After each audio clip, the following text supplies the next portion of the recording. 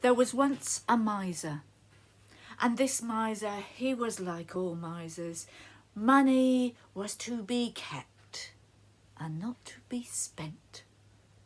So you wouldn't know he had any money at all. He had string round his trousers. The door of his house was all raggedy. When you went round the back, it was full of brambles. But that way he felt happy. He didn't waste his money on stupid things. And he had his money to count every night. But then he heard that the fairies, the fae, the pixies who lived in Zena had more money than you could believe. And he wanted it.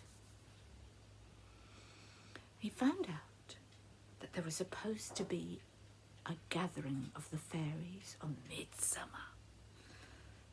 So he prepared. He waited for 6 months in anticipation.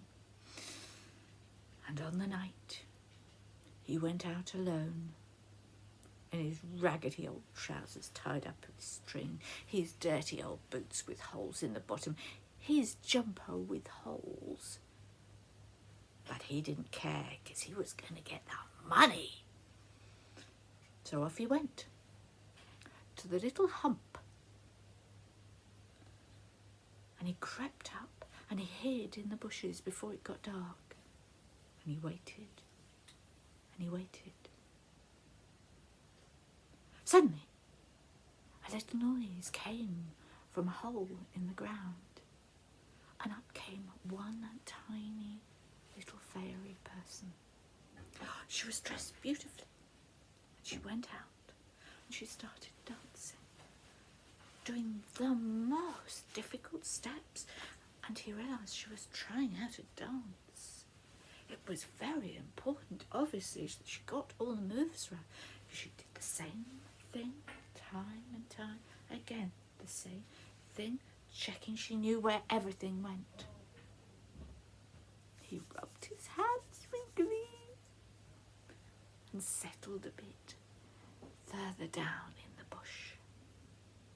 The little fairy went away, and suddenly, with a clump of feet, more fairies came and laid out tables full of things.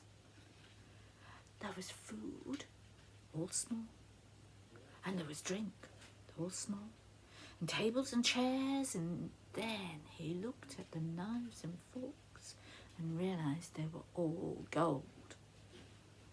And then a big table was brought out and laid with all the glory of the fairy world, the gold, the jewels, displayed for decoration, and candles lit in front and bouncing off the gold. Oh, it shone beautifully. And the poor old miser, he shivered in anticipation of the gold. Well, the party started, music started, and there came his first little fairy. But now she was surrounded by many others, and they did their very intricate dance, and then there was applause. And then the musicians came, and then the jugglers, and perhaps even the storytellers. And those at the tables drank and ate. And it was well into the night when the people got up and moved around and chatted. And they moved away from the tables and away from our miser.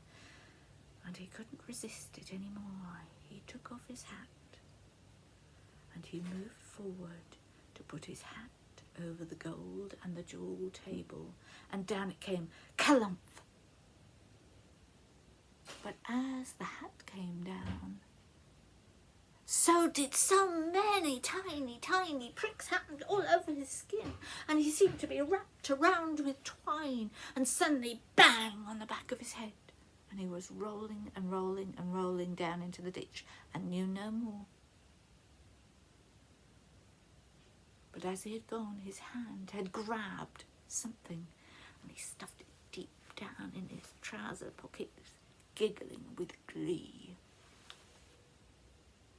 Morning came, and our miser found himself rolled in twine from trees in the bottom of the ditch, feeling wet and cold and sorry for himself for the first 10 seconds, and then he thought, I took some of it. So he unwound himself, and he put his hands in his pockets, and he could still feel something heavy. And he stood up smiling, and he set off home, and he got inside, and he sat down at his table, and he put his hand in his pocket